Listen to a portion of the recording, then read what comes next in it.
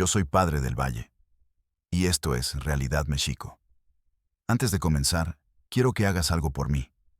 No, no es un clic, no es un me gusta. Es algo real, físico. Cierra los ojos si puedes y respira hondo. No, en serio, hazlo. No lo leas, siéntelo.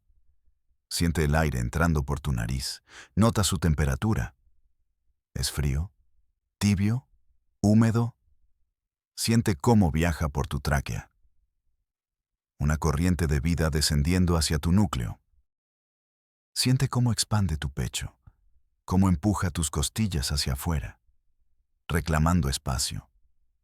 Siente esa presión vital, esa afirmación silenciosa pero innegable de que estás aquí, de que tu cuerpo ocupa un lugar en el universo, de que tienes un derecho fundamental, milagroso, a este simple acto de existir.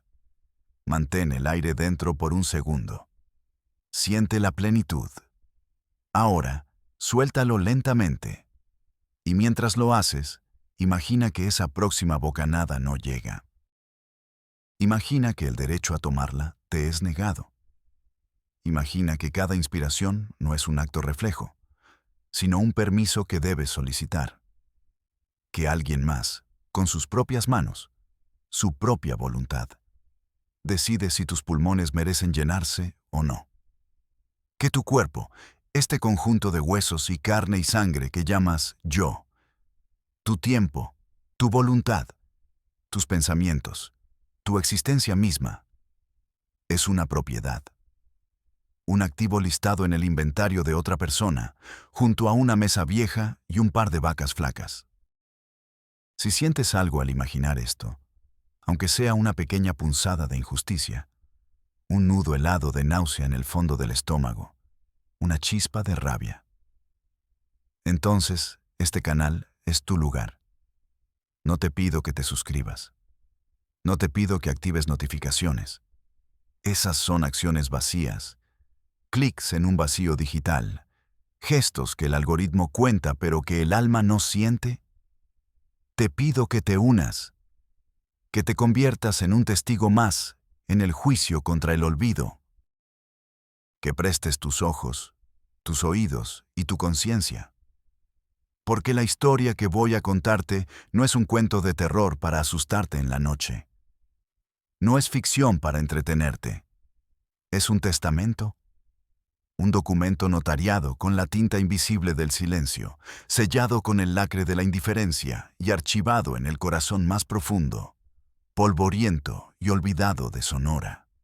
La historia de una herencia que no se medía en hectáreas de tierra reseca, ni en cabezas de ganado sediento.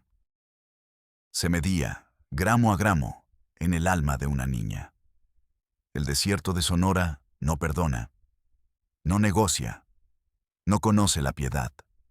Es un lienzo pintado con los colores más duros de la paleta de Dios.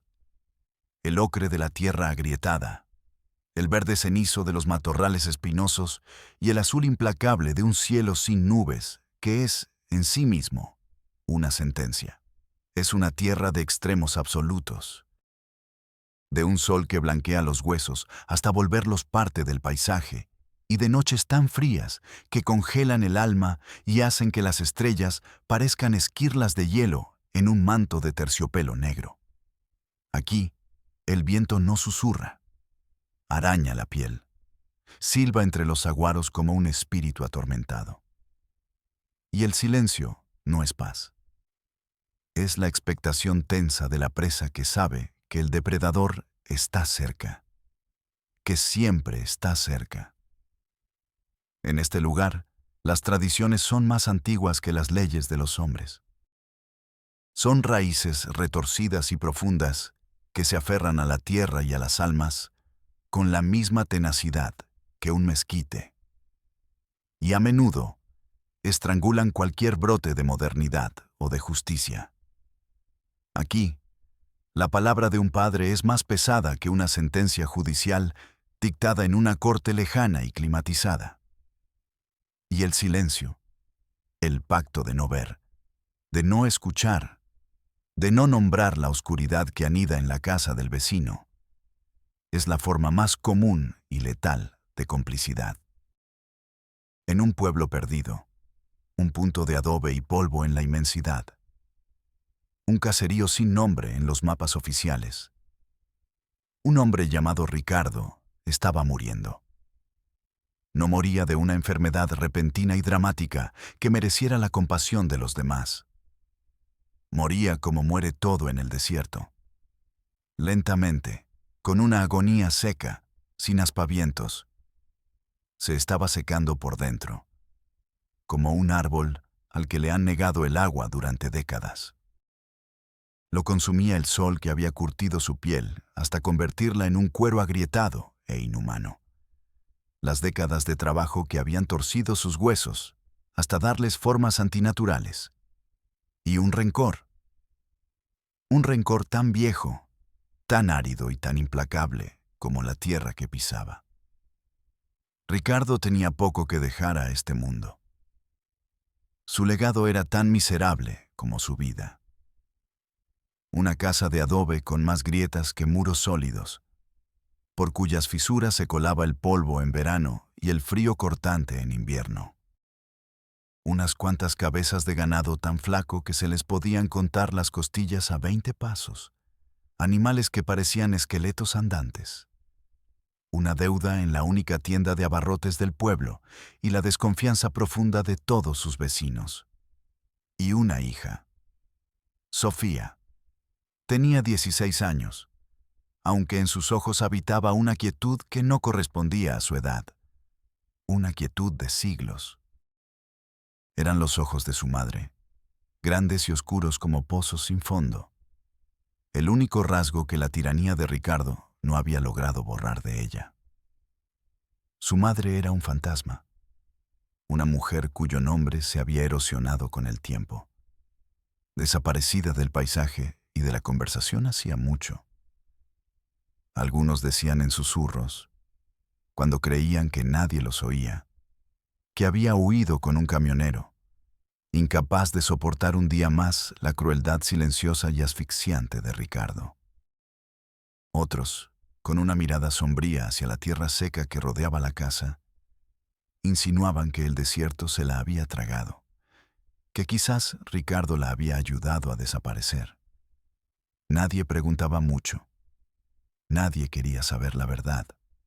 El olvido era más seguro que la certeza. En sus últimos días, con el aliento oliendo a polvo y a muerte, Ricardo redactó su testamento. No lo hizo ante un notario con traje, en una oficina con sellos y papeles timbrados.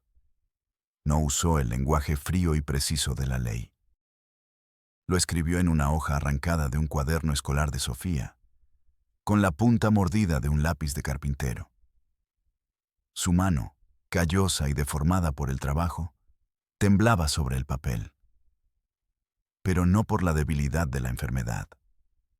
Temblaba por la certeza férrea y absoluta de su decisión. Era la certeza de un rey dictando las leyes de su miserable y polvoriento reino. Un último acto de posesión sobre el mundo que dejaba atrás. Cuando el último y rasposo aliento escapó de su cuerpo, un estertor que sonó como grava removida, llevándose consigo el último gramo de maldad que le quedaba. Su hermano Miguel llegó. No había estado a su lado en la agonía. Los hermanos no compartían afecto, solo sangre y resentimiento. Llegó cuando el silencio ya se había instalado en la habitación, un silencio más denso y pesado que la muerte misma. Miguel era la sombra de Ricardo, un hombre tallado en la misma madera reseca, pero sin el fuego oscuro que animaba a su hermano. Había vivido siempre un paso por detrás, en la sombra de la crueldad de Ricardo, anhelando la poca tierra y el poco poder que éste poseía. Tenía la misma dureza en la mirada, la misma boca apretada en un rictus de descontento perpetuo. Miguel no lloró, no mostró el más mínimo atisbo de pena. Se limitó a constatar la muerte, posando 2 dedos callosos en el cuello de su hermano para confirmar la ausencia de pulso. Luego, Su mirada recorrió la miserable habitación y se posó sobre el papel que su hermano había dejado sobre la tosca mesa de madera, junto a un vaso de agua turbia. Lo desdobló. La luz mortecina que entraba por la única ventana sucia iluminó el texto. Y leyó. La caligrafía era torpe, casi infantil, las letras grandes y desiguales, pero las palabras eran tan afiladas como un cuchillo recién afilado. A mi hermano Miguel, por ser de mi sangre, le dejo mis tierras, mi casa y mi ganado. Hasta aquí, todo era normal, predecible. La lógica del campo, la herencia patrilineal que nadie cuestionaría jamás. Pero la última línea, esa última línea no era una disposición testamentaria, era una abominación, una sentencia dictada desde la tumba. Una maldición que ataría al vivo con el muerto a través de la carne de un tercero. Y a mi hija Sofía, es tuya, cuídala como a tu propiedad. El papel no tembló en las manos de Miguel. No hubo un instante de duda, ni un parpadeo de horror, ni un atisbo de compasión. Sus ojos leyeron la frase, y en ellos se encendió una luz de posesión, un brillo antiguo y depredador. Dobló el papel con una precisión casi reverencial, como si fuera un documento sagrado, un título de propiedad divino. Se lo guardó en el bolsillo de la camisa, junto al pecho, sintiendo el calor de su propio cuerpo transferirse al papel maldito. Y luego, levantó la vista y miró hacia la esquina más oscura de la habitación, donde la penumbra era más densa. Allí, de pie, estaba Sofía, silenciosa, inmóvil. Había presenciado la muerte de su padre con la misma quietud con la que observaba la puesta de sol o el lento caminar de una hormiga por la pared de adobe. Se había vuelto experta en hacerse invisible, en ocupar el menor espacio posible, en respirar el aire mínimo indispensable para no llamar la atención. Desde el instante en que los ojos de Miguel se posaron en ella, una vez leída la sentencia, la mirada de su tío cambió. Ya no era la mirada de un pariente, por distante que fuera. Era la mirada de un dueño examinando un bien recién adquirido. En ese preciso momento, Sofía dejó de ser una sobrina en duelo. Se convirtió en un objeto. En la cláusula final y más valiosa de la herencia maldita de su padre. El pueblo lo supo. Quizás no leyeron el testamento, pero sabían leer las señales del desierto y de los hombres. Lo vieron en la forma en que Miguel atrancó la puerta esa noche. Una tranca pesada que Ricardo nunca antes había usado. Lo escucharon en el silencio antinatural que empezó a emanar de la casa. Un silencio más denso y pesado que el de la muerte de Ricardo. Un silencio vivo y vigilante. Lo percibieron en la forma en que Miguel respondía con monosílabos cuando le preguntaban por la muchacha. Está guardando el luto, decía, con una finalidad en la voz que cortaba cualquier otra pregunta. Y nadie se atrevía a preguntar más. Porque en Sonora, como en tantos otros lugares olvidados, hay cosas que no se nombran. Hay secretos que el polvo entierra cada día, y que el viento se encarga de esparcir como esporas de una enfermedad silenciosa.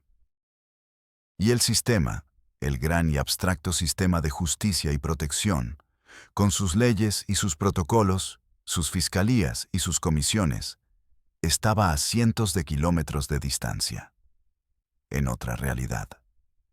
Una realidad de oficinas con aire acondicionado, de computadoras zumbando y leyes impresas en papel brillante. Una realidad que no tenía la menor idea de la existencia de Sofía. O quizás sí la tenía, y simplemente no le importaba. Daniel era joven, demasiado joven. Decían algunos con una mezcla de lástima y desdén en la mirada. Había llegado de Hermosillo unos meses atrás, con un título recién impreso en Trabajo Social bajo el brazo y la cabeza llena de ideales que sonaban huecos y extraños en la aridez de aquel paraje. Ideales sobre derechos humanos, perspectiva de género y desarrollo comunitario.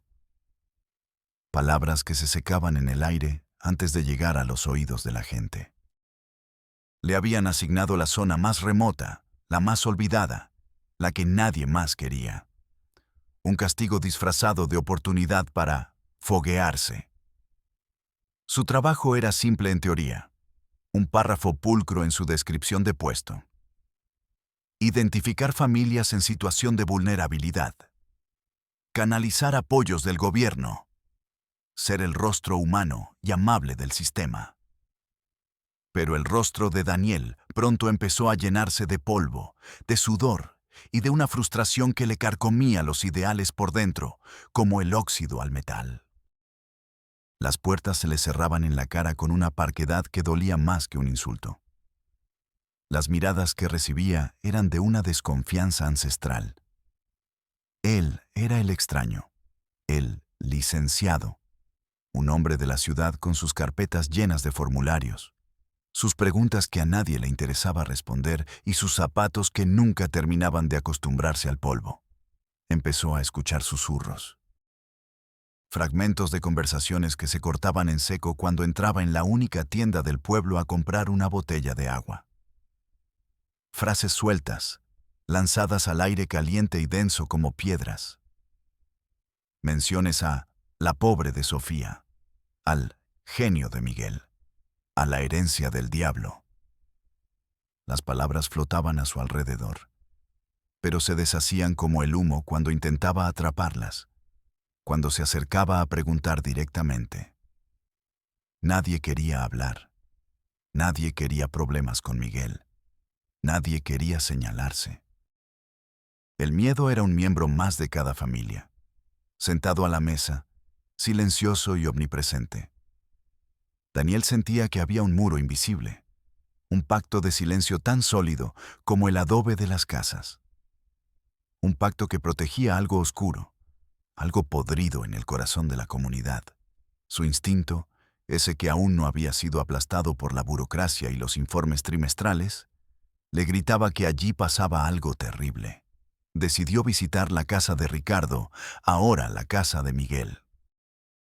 Fue en una tarde de calor aplastante. El sol era un martillo pilón que golpeaba el cráneo sin piedad. El aire vibraba sobre la tierra agrietada, creando espejismos en la distancia. La casa estaba al final de un camino de tierra, más alejada que las demás, aislada. Como si el propio pueblo, a lo largo de los años, la hubiera empujado hacia los márgenes, queriendo expulsarla de su conciencia colectiva. El silencio alrededor de la propiedad era denso, anormal. Ni el ladrido de un perro, ni el cacareo de una gallina, ni el zumbido de una radio. Era un silencio de tumba. Daniel golpeó la puerta de madera, resecada por el sol hasta mostrar sus vetas como cicatrices. El sonido fue seco, hueco, absorbido por la quietud del mediodía. Esperó. El sudor le corría por la sien y le picaba en los ojos. Nada. Volvió a golpear, esta vez con más fuerza, con los nudillos. Buenas tardes, soy del programa de desarrollo social, Daniel a sus órdenes. Su propia voz sonó extraña, demasiado alta en ese silencio. La puerta se abrió, pero solo una rendija, lo suficiente para que un ojo lo escrutara desde la penumbra. Un ojo inyectado en sangre y lleno de sospecha. Era Miguel. Su rostro era una máscara de tierra, sudor y hostilidad. ¿Qué quiere?, dijo. La voz era grava, áspera, como si no la hubiera usado en días. Soy Daniel, del Desarrollo Social del Estado. Vengo a ponerme a sus órdenes, a ver si necesitan algún apoyo. La mentira, la excusa oficial, le supo amarga en la boca. No necesitamos nada, respondió Miguel, y el movimiento para cerrar la puerta fue inmediato, un gesto brusco y definitivo. Pero Daniel fue más rápido. Un impulso, una reacción que no venía de sus manuales de trabajo social, sino de un instinto más primario de justicia, lo llevó a poner el pie en el marco, impidiendo que la puerta se cerrara. Solo un momento. La normativa me pide hacer un censo. Quiero hablar con usted y su sobrina, Sofía. Al mencionar el nombre, la mirada de Miguel cambió. Fue un destello fugaz, pero Daniel lo vio. Un frío peligroso, un endurecimiento de los músculos de la mandíbula. Era la reacción de un animal al que intentan arrebatarle su presa. Ella no está, dijo, demasiado rápido. La negación fue torpe, poco convincente. Pero Daniel la vio. Justo en ese instante, por encima del hombro de Miguel, en la penumbra del fondo de la única habitación, vio una silueta. Delgada, inmóvil. Una figura recortada contra la escasa luz que entraba por una ventana sucia y pequeña en la pared del fondo.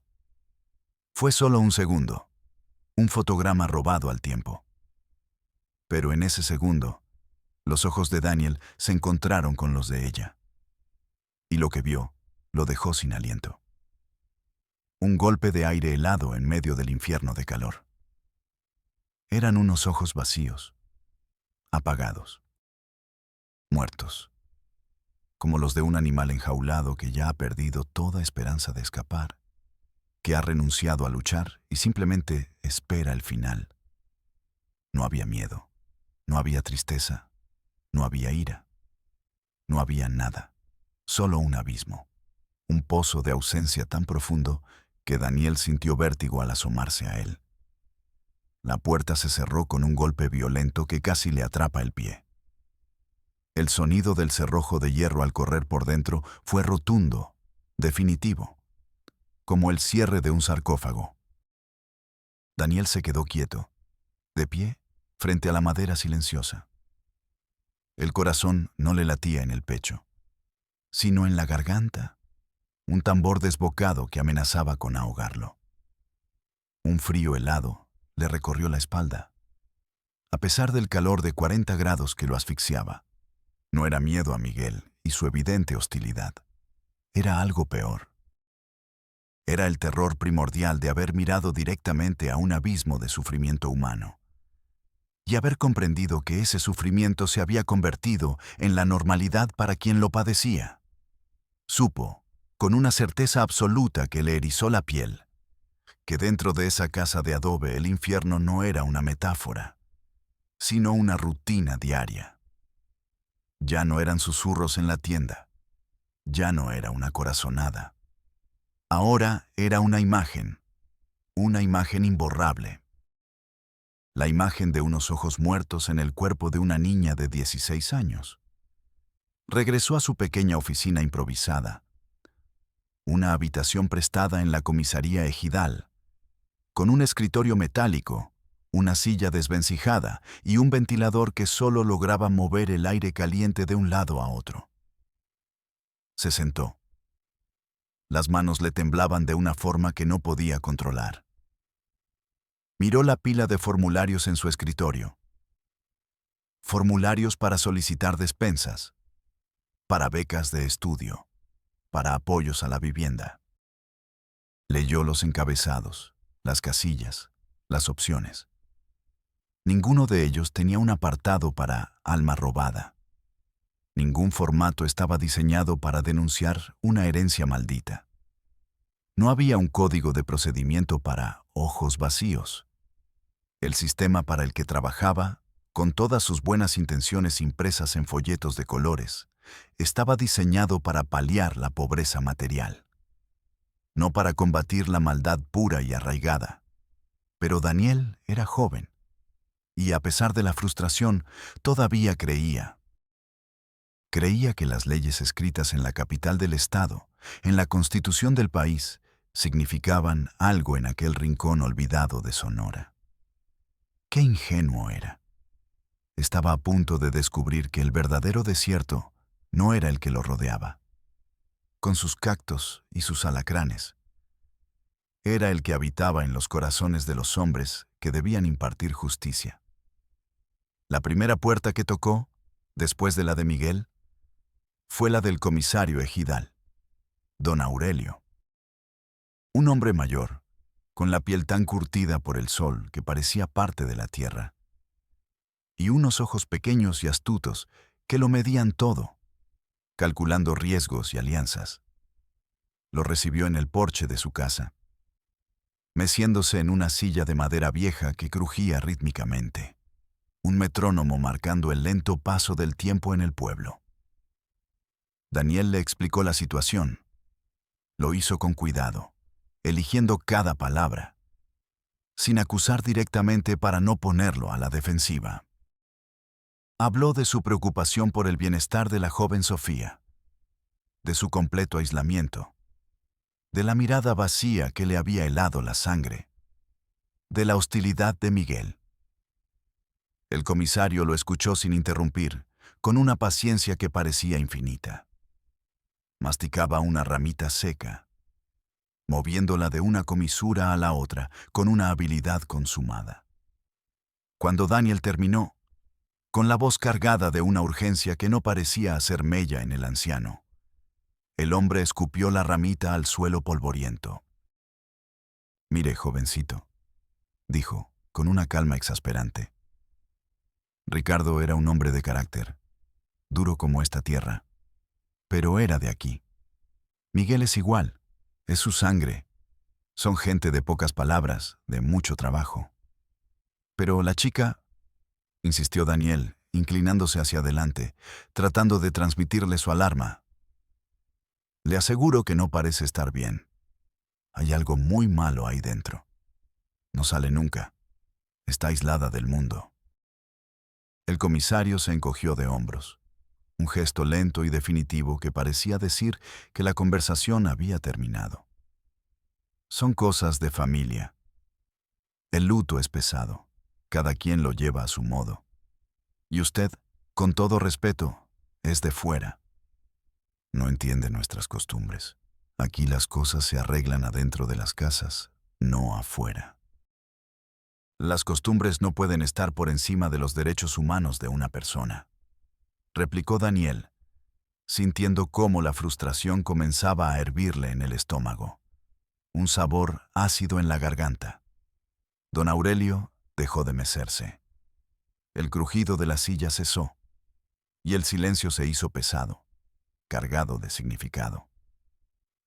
Lo miró fijamente, y sus ojos pequeños se endurecieron como pedernales. Aquí, jovencito, las costumbres son lo que nos mantiene en pie. Son la ley que sí entendemos. No venga usted, con sus papeles de la ciudad, a enseñarnos cómo vivir. Ocúpese de repartir sus despensas y déjenos en paz. Fue una advertencia. Clara, directa, una puerta cerrada con la misma contundencia que la de Miguel. Daniel se fue de allí con el sabor de la impotencia en la boca. El pacto de silencio no era solo miedo, era una forma de vida, una ley no escrita, transmitida de generación en generación, más fuerte y respetada que cualquier constitución. Sabía que no podía rendirse. La imagen de los ojos de Sofía lo perseguía. Decidió que si las palabras no servían, necesitaría pruebas. Algo tangible. Algo que no pudieran descartar como costumbres o cosas de familia. Durante días, observó la casa desde una distancia prudente, oculto tras unos matorrales resecos que le arañaban la piel. Vio a Miguel salir por la mañana a trabajar al campo. Siempre solo. Vio a Miguel regresar al atardecer. Siempre solo. Sofía nunca salía. Nunca. Ni a tomar el aire, ni a tender la ropa, ni a barrer la entrada. La casa era una tumba sellada. Una noche, la desesperación lo venció.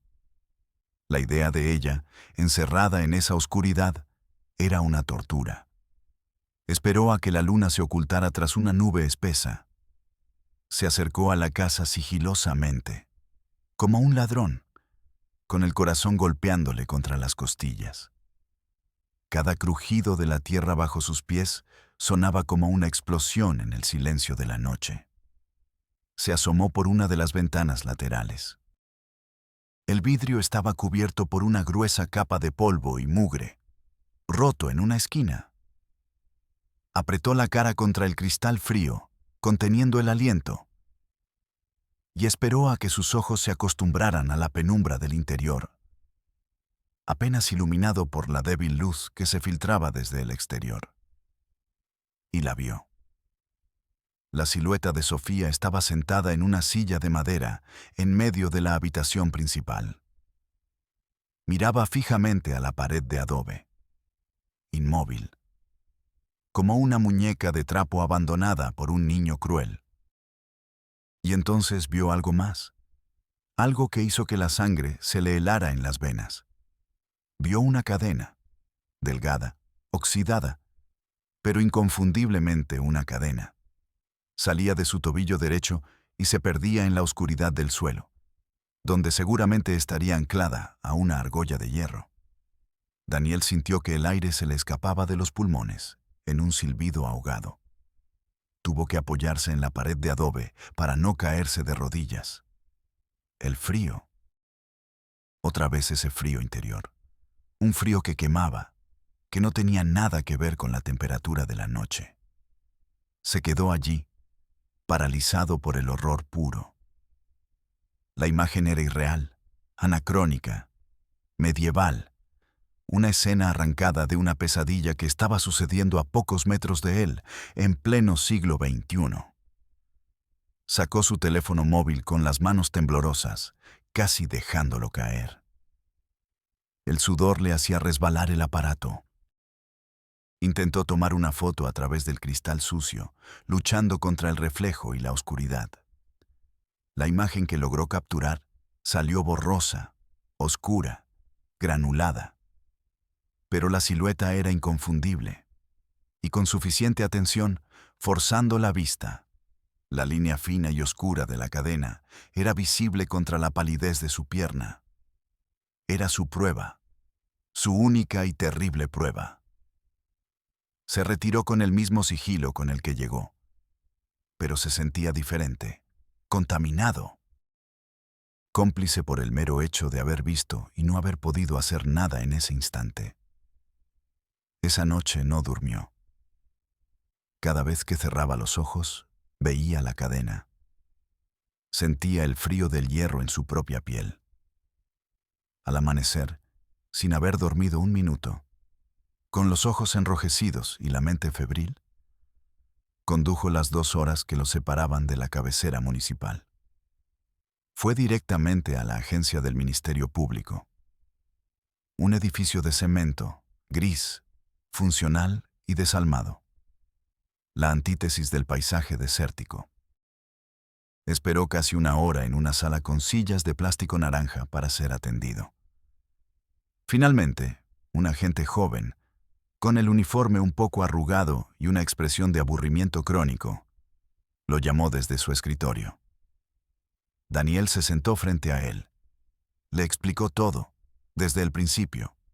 La herencia, la reclusión, la mirada vacía y finalmente la cadena. Su voz sonaba desesperada, urgente. Le mostró la foto en la pantalla de su teléfono. El agente la miró por un segundo, sin el menor interés.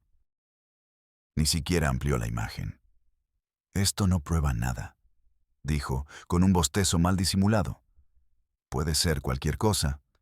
La foto es de muy mala calidad». «Es una cadena. Está atada a su tobillo», exclamó Daniel, sintiendo una oleada de incredulidad. «Puede ser un remedio casero. La gente de rancho tiene creencias raras.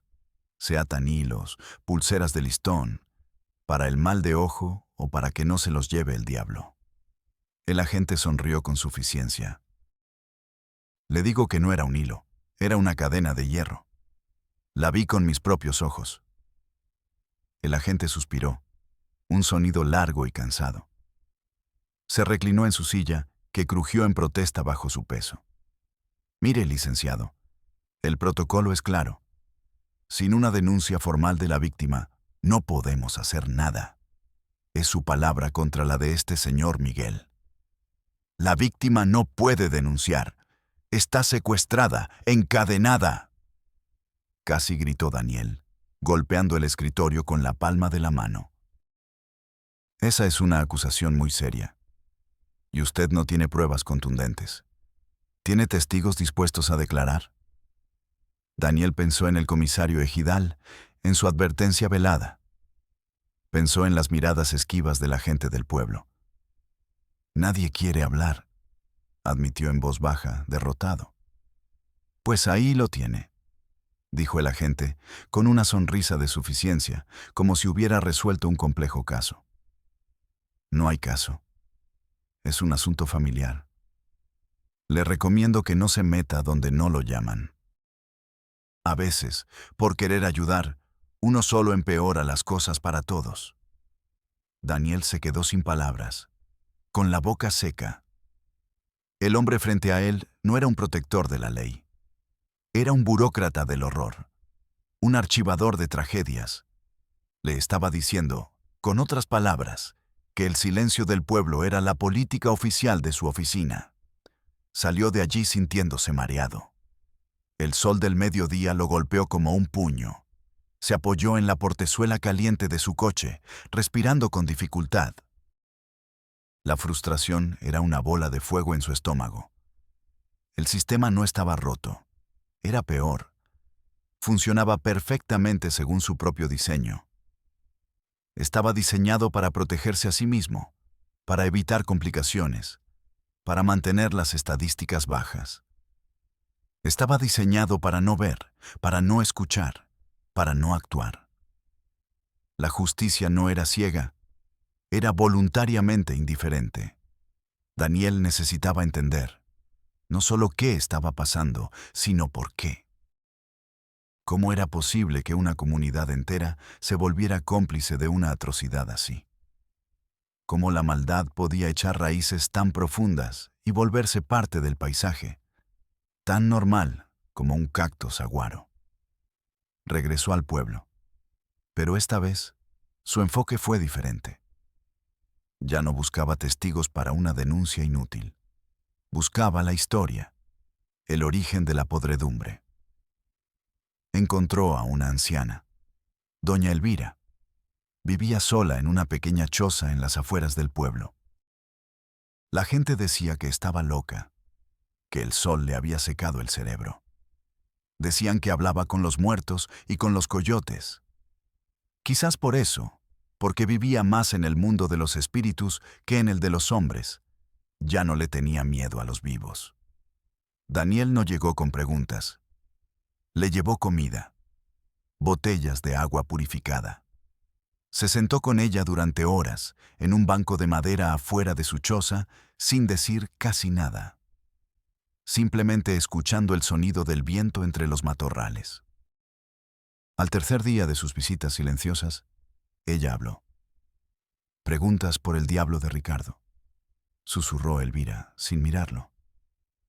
Su voz era como el susurro de hojas secas arrastradas por el viento. Ese hombre nació con una piedra en el lugar del corazón. Su padre fue igual, y el padre de su padre. En esa familia, los hombres no crían hijas, crían posesiones, cuidan su honor a través de la jaula en la que las meten. Daniel escuchaba, inmóvil, sin atreverse a respirar. La madre de Sofía, continuó la anciana, sus ojos lechosos perdidos en el horizonte polvoriento. Se llamaba Elena, era de fuera, como usted. Tenía luz en los ojos, una risa que sonaba como agua fresca en un arroyo. Ricardo se la apagó, poco a poco, día a día, con golpes que no siempre dejaban marca en la piel, pero que destrozaban el alma. Con silencio, con desprecio, la aisló de todos, hasta que se quedó sola con su monstruo. Elvira hizo una pausa, tragando saliva. Una noche, ella ya no estaba. Ricardo dijo a quien preguntó que se había ido con un trailero. Nadie le creyó. Vimos la tierra removida detrás del corral. Una mañana, la tierra estaba más fresca de lo normal, pero nadie dijo nada. Es más fácil creer una mentira cómoda que enfrentar una verdad monstruosa que te obligaría a actuar, a arriesgarte. El silencio en la choza de Elvira era pesado, lleno de fantasmas. Ricardo volcó todo el veneno que le quedaba en la niña. Siguió la anciana. La crió para obedecer, no para pensar, para no tener voz, para no tener voluntad. Le enseñó que su único valor era el que un hombre le diera, que su cuerpo no le pertenecía. ¿Y ahora, Miguel? Daniel contuvo el aliento. Miguel siempre envidió a Ricardo. Envidió su tierra, su ganado y, sobre todo, envidió a Elena. Cuando Ricardo murió, Miguel no heredó las cosas de su hermano. Heredó la vida de su hermano, su crueldad y su propiedad más preciada. Ahora Daniel entendía. Esto no era un acto de locura aislado de un hombre.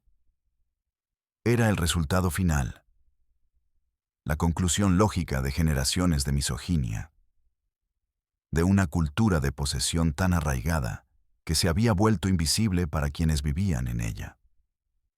La herencia de Sofía no era solo la voluntad de su padre escrita en un papel, era el peso de todos sus ancestros. Una cadena invisible, mucho más fuerte y antigua que la de hierro que Daniel había visto en su tobillo.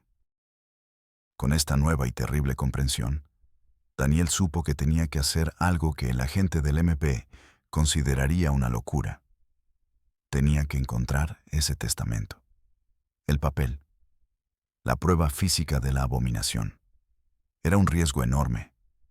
Si Miguel lo encontraba, no saldría de allí. Pero era su única opción. Volvió a esperar la noche. Esta vez el miedo era diferente, más frío, más calculado. Sabía que no solo se enfrentaba a Miguel, se enfrentaba a la historia de todo un linaje de hombres crueles. Forzó una ventana trasera que se dio con un crujido lastimero.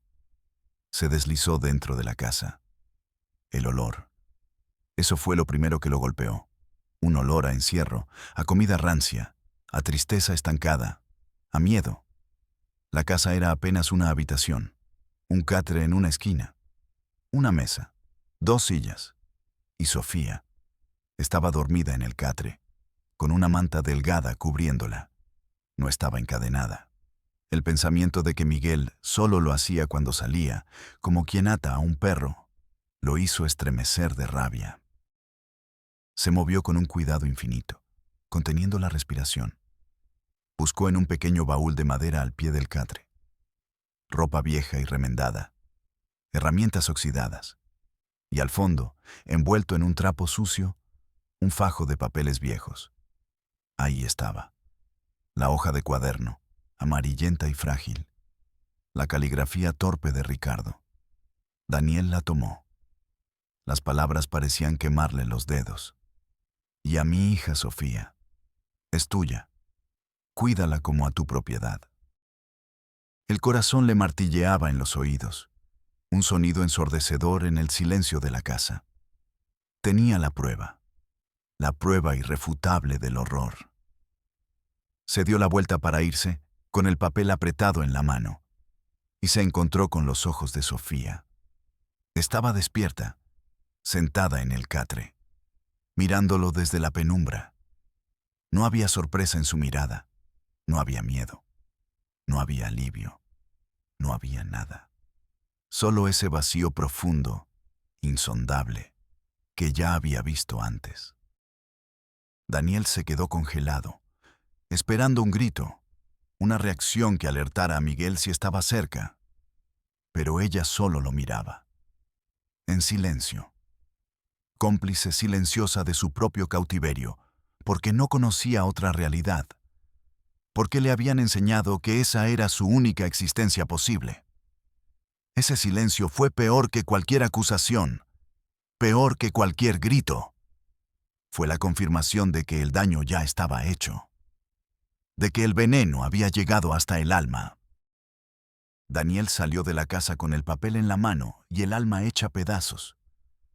Ahora tenía la prueba, pero también tenía una nueva y aterradora certeza.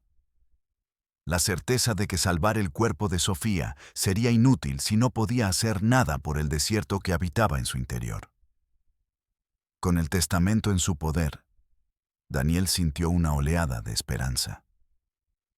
Una esperanza frágil, desesperada, pero real. Esta vez, no iría a la policía local, a ese eslabón corrupto de la cadena. Iría más alto. Directo a la capital del estado, a Hermosillo, a la Comisión Estatal de Derechos Humanos. Allí, pensó, tendrían que escucharlo. Condujo toda la noche. El desierto pasaba a su lado como una película en blanco y negro, un paisaje lunar indiferente a su misión. Llegó a la ciudad al amanecer. Los edificios altos, el tráfico, el ruido. Parecía otro planeta, un universo de orden y ley completamente ajeno al mundo del que venía. Encontró la oficina de la comisión. Un edificio moderno, con cristales espejados y aire acondicionado. Un símbolo de progreso y justicia. O eso creía él. Le dieron un número y una ficha. Esperó 3 horas en una sala de espera llena de gente con rostros cansados, cada uno cargando su propia historia de injusticia. Finalmente, lo llamaron. Una mujer de mediana edad, con un traje sastre impecable y una expresión de profesionalismo distante, lo recibió en su cubículo. Su nombre, según la placa en su escritorio, era licenciada Morales. Daniel le contó la historia. De nuevo, desde el principio, cada detalle. La voz le temblaba de agotamiento, de nervios, de la desesperada necesidad de ser creído. Al final, con un gesto casi teatral, le entregó el testamento. «Esta es la prueba», dijo, con la voz cargada de una expectación casi dolorosa. La licenciada Morales se puso unos lentes de lectura. Leyó el papel sin que un solo músculo de su rostro se moviera. Lo leyó una y otra vez. Luego se quitó los lentes, los dobló cuidadosamente y los puso sobre una pila de expedientes. Miró a Daniel por encima de sus manos entrelazadas. «Este documento es perturbador, ciertamente», dijo, con una voz perfectamente modulada, sin emoción. «Pero legalmente es solo un papel. No tiene validez notarial. Es la declaración privada de un hombre fallecido, sin valor jurídico alguno». Daniel la miró, incrédulo. ¿Está bromeando? Dice que le deja a su hija como si fuera una mesa o una silla. «Entiendo su indignación, licenciado», respondió ella, con una calma que a Daniel le pareció monstruosa. «Pero nuestro mandato se rige por la ley, y la ley no reconoce este tipo de arreglos familiares. Para nosotros, legalmente, esta voluntad no existe. Y Sofía, su vida, su libertad, tampoco existen. Para que nosotros podamos actuar, necesitamos una denuncia formal o evidencia contundente de un delito en curso. Privación ilegal de la libertad, por ejemplo. Tengo una foto de ella encadenada», dijo Daniel, sacando su teléfono y mostrándoselo con manos temblorosas. La abogada miró la foto borrosa con la misma falta de interés que el policía del pueblo. Una foto de baja calidad, tomada sin autorización, de noche, a través de una ventana. «Esto es inadmisible como prueba en cualquier corte, licenciado. De hecho, usted podría meterse en serios problemas por allanamiento de morada». El mundo de Daniel se vino abajo. Estaba en el templo de la justicia, en la última instancia de la defensa de los derechos humanos, y le estaban hablando de tecnicismos, de procedimientos, de formularios. Le estaban diciendo que el horror tenía que presentarse de forma ordenada, en triplicado y con acuse de recibo para poder ser atendido. Entonces, ¿qué hago?, preguntó, con un hilo de voz. La licenciada Morales suspiró, como si Daniel fuera un niño difícil de educar. Un caso más en un día largo. Mire, lo que usted describe, si fuera cierto, podría encuadrar en varios delitos del Código Penal. Trata de personas, secuestro, violencia familiar. Cada uno de esos delitos corresponde a una fiscalía especializada distinta. Abrió un cajón y sacó varios folletos satinados. Le sugiero que vaya a la Fiscalía Especializada en Delitos contra la Mujer. Llene el formato de denuncia. Luego, si quiere, a la Unidad Antitrata. Llene su formato correspondiente. Pero le advierto, sin la declaración de la víctima o sin pruebas contundentes y legalmente obtenidas, sus carpetas de investigación probablemente serán archivadas por falta de elementos. Carpetas. La vida de Sofía iba a ser convertida en una serie de carpetas. Archivada. Olvidada en un estante polvoriento. Daniel se levantó. Sintió un vértigo terrible. Las paredes grises del cubículo parecían encogerse a su alrededor. La voz calmada y profesional de la abogada era el sonido más violento que había escuchado en su vida. Era el sonido de la indiferencia sistémica. El sonido de un alma siendo triturada por la maquinaria burocrática. Señora, dijo Daniel, deteniéndose en la puerta. No estamos hablando de carpetas, estamos hablando de una niña. La licenciada Morales lo miró. Y por primera vez, Daniel vio algo en sus ojos. No era empatía. Era lástima. Lástima por su ingenuidad. Por su fe en un sistema que ella sabía que no funcionaba así. Todos aquí hablamos de niños, licenciado, dijo ella en voz baja. Es nuestro trabajo. Ahora, si me disculpa, tengo otra cita. Daniel salió del edificio. La luz del sol lo cegó. Se quedó parado en la acera, con el testamento maldito en una mano y los folletos inútiles en la otra. Había seguido las reglas. Había buscado ayuda en los canales correctos. Había apelado al sistema que juró defender a los vulnerables.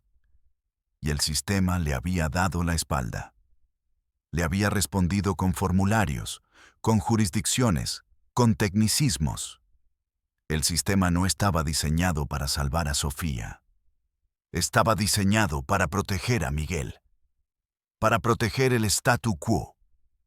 Para mantener el pacto de silencio, no solo en un pueblo polvoriento, sino en los pasillos de mármol de la capital. En ese momento, Daniel comprendió la verdad más terrible de todas. La verdadera herencia maldita no era la de Ricardo a Miguel. Era la herencia de indiferencia que el sistema legaba a sus ciudadanos. Una indiferencia que permitía que el mal floreciera en los lugares más oscuros, mientras todos miraban hacia otro lado, ocupados en llenar el formato correcto. La derrota es un sabor amargo, metálico. Se pega a la lengua y envenena cada pensamiento. Daniel condujo de regreso al pueblo. Cada kilómetro era un peso sobre su alma. El paisaje desértico, antes un desafío, ahora le parecía un reflejo de su propio vacío interior. Ya no era el joven idealista que había llegado meses atrás. El desierto le había arrancado la ingenuidad. La burocracia le había robado la esperanza.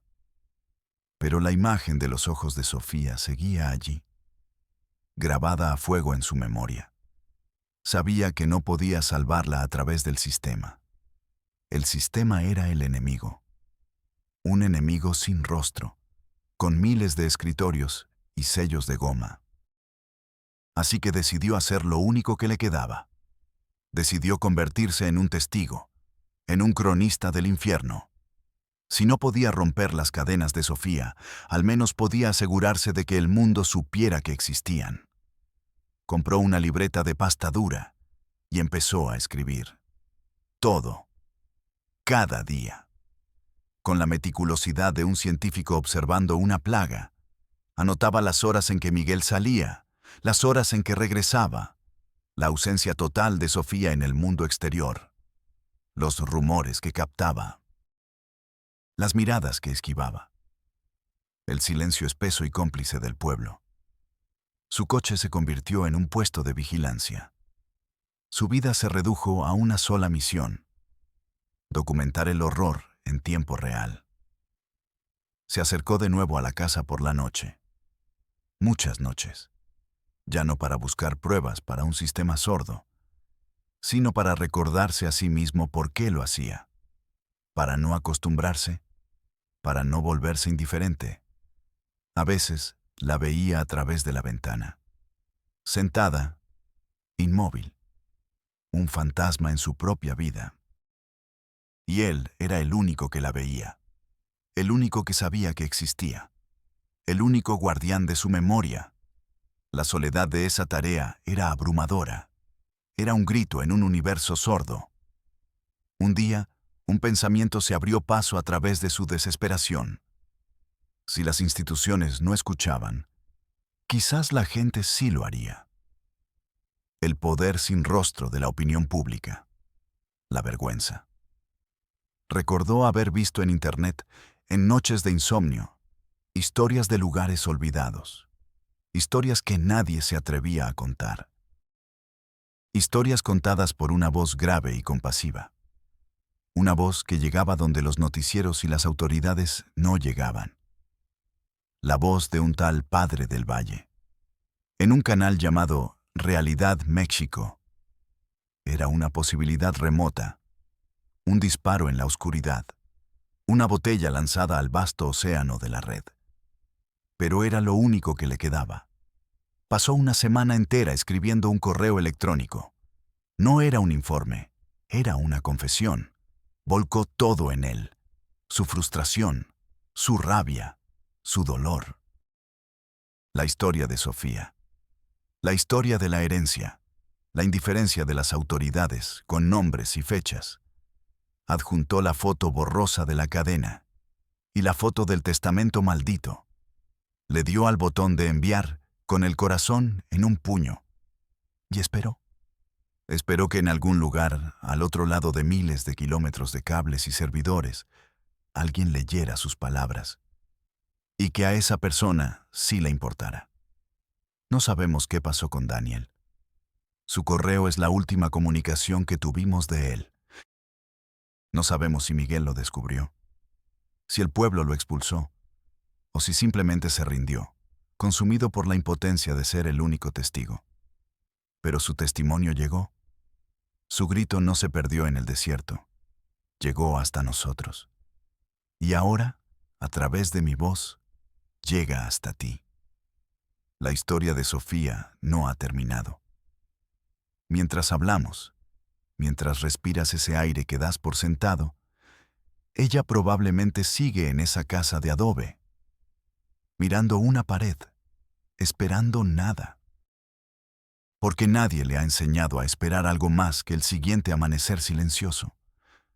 Su cuerpo no está en una cárcel de rejas y alambre de espino. Está en una prisión mucho más terrible.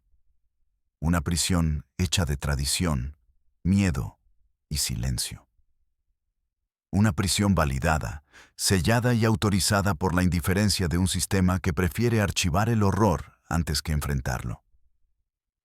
La herencia maldita de Sonora no es un pedazo de papel. Es una idea. La idea de que una persona puede ser propiedad de otra. Y esa idea, esa maldición, solo puede romperse con la luz, con el ruido, con la mirada insistente de miles de testigos que se niegan a aceptar el silencio. Hoy, tú eres ese testigo. La historia de Sofía ahora también es tuya. Pesa en tu conciencia como pesa en la mía. No la olvides cuando este video termine. No la archives en un rincón de tu mente. El sistema no la salvará. Pero quizás, solo quizás, la vergüenza pública sí pueda hacerlo. Quizás nuestra mirada colectiva, la de miles, la de cientos de miles, sea la única llave capaz de forzar la cerradura de esa casa. La herencia no era la tierra. La herencia era el silencio. Un silencio que hoy, juntos, hemos empezado a romper.